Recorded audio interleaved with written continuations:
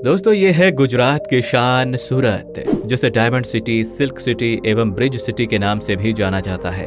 ये भारत के गुजरात राज्य में स्थित एक बड़ा ही प्रमुख नगर है, जो किसी जमाने में सूर्यपुर के नाम से जाना जाता था। वहीं वर्तमान समय में ये गुजरात की आर्थिक राजधानी भी कहलाता है। ये पूरा शहर तकरीबन 461 किलोमीटर के विशाल क्षेत्र पर अपनी बाहें फैलाए हुए है, जो इस क्षेत्रफल के लिहाज से भारत का 8वां और आबादी के लिहाज से भारत का 9वां सबसे बड़ा शहर बनाता है। वहीं यदि हम शहरी विकास मंत्रालय की माने तो सूरत भारत का तीसरा सबसे साफ सुथरा शहर भी है, जो यहाँ बहने वाली ताप्ती नदी के किनारे बसा है। सूरत अपने कपड़े और हीरो के कारोबार के लिए विश्व विख्यात है, इसलिए इस शहर को सिल्क सिटी और डायमंड सिटी कहा जाता है। एक अनुमान के अनुसार दुनिया के लगभग 90% हीरो का कटिंग और पॉलिशिंग यहीं पर होती है। साल 2011 की जनगणना के अनुसार सूरत की आबादी लगभग 40 लाख के करीब है, जो इसे गुजरात राज्य का दूसरा सबसे बड़ा आबादी वाला शहर बनाता है।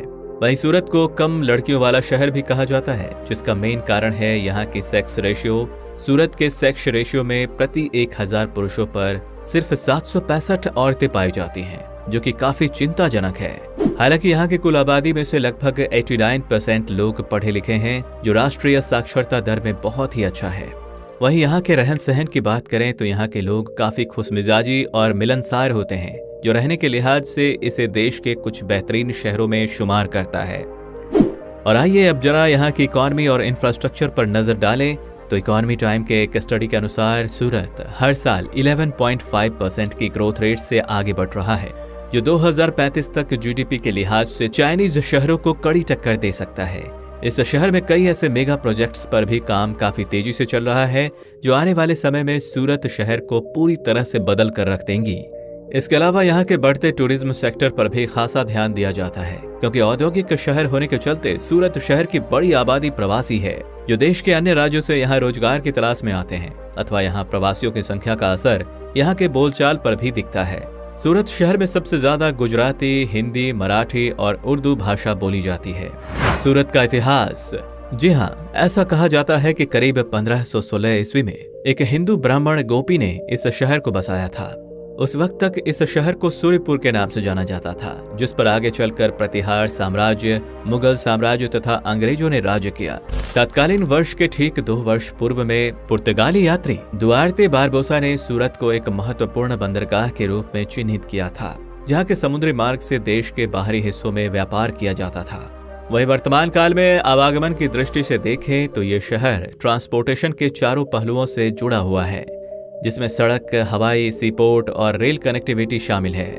यहाँ के प्रमुख रेलवे स्टेशन का नाम सूरत है, जिसमें कुल 4 बड़े प्लेटफॉर्म मौजूद हैं, अथवा ये railway station western railway zone के अंदर आता है, जो अहमदाबाद, वडोदरा, मुंबई मेन लाइन पर स्थित है। यहाँ से रोजाना हजारों ट्रेनें गुजरती हैं। यहाँ का हजीरा पोर्ट सूरत को दुनिया के कई कोनों से जोड़ता है, जो एक मल्टी कार्गो पोर्ट है, अथवा सूरत का अपना एक एयरपोर्ट भी है, जो सूरत इंटरनेशनल एयरपोर्ट के नाम से जाना जाता है। यह हवाई अड्डा यहाँ के सिटी सेंटर से तकरीबन 12 किलोमीटर के शॉर्ट डिस्टेंस पे मौजूद है।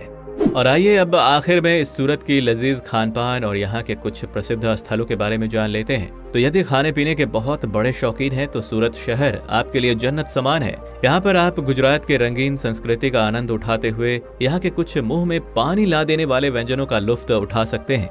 सूरत के स्ट्रीट फूड में सबसे ज्यादा लोग दही थेपला, वड़ा पाव, खमन ढोकला, स्वीट खांडवी और यहाँ के प्रमुख हांडवों को खाना पसंद करते हैं। तथा घूमने फिरने के लिहाज से आप यहाँ डच गार्डन, स्वामी नारायण मंदिर, सरदार पटेल म्यूजियम, सूरत फोर्ट, हजीरा विलेज, डुमास बीच और यहाँ के दांडी बीच जैसी जगहों पर घूम सकते हैं।